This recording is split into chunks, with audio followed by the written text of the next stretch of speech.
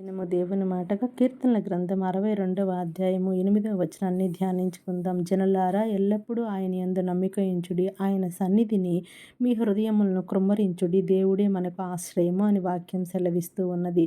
మనము దేవుని యందు నమ్మిక ఉంచినప్పుడు, ఆయన సన్నిధిలో కనుక మన హృదయాలన్నిటినీ కృమ్మరించినప్పుడు దేవుడు మనల్ని కాపాడే దేవుడుగా, మనకు ఆశ్రయం ఇచ్చే దేవుడుగా ఉన్నాడని గ్రహించాలి.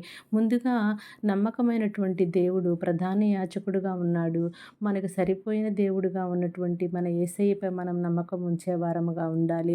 హన్నా అనేటువంటి వ్యక్తి, ఆమె తన హృదయాన్నంతటినీ దేవుని సన్నిధిలో కుమ్మరించినప్పుడు తనకి ఒక బిడ్డను అడిగితే దేవుడు సమూయేలు వంటి గొప్ప ప్రవక్తనే ఆ తల్లి గర్భంలో ఉంచినట్లుగా మనము వాక్యంలో చూస్తాము.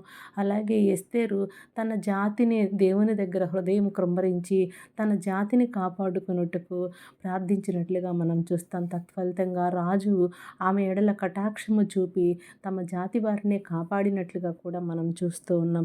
అయితే దేవుని సన్నిధిలో మొరపెట్టే అనుభవము, ఆయన మీద విశ్వాసం ఉంచి నమ్మిక ఉంచేటువంటి అనుభవాన్ని మనం కలిగి ఉండే వారముగా ఉండాలి. ఆవగించంత విశ్వాసాన్ని ఉంచినప్పుడు కొండలు పెకిలించేటువంటి పనులు మనకి జరిగించేటువంటి దేవుడుగా మనకున్నాడని దేవుని పైన నమ్మకం ఉంచి యథార్థమైన హృదయంతో ఆయన్ని వేడుకునే వారముగా ఉందాం. Thank you. Praise the lord.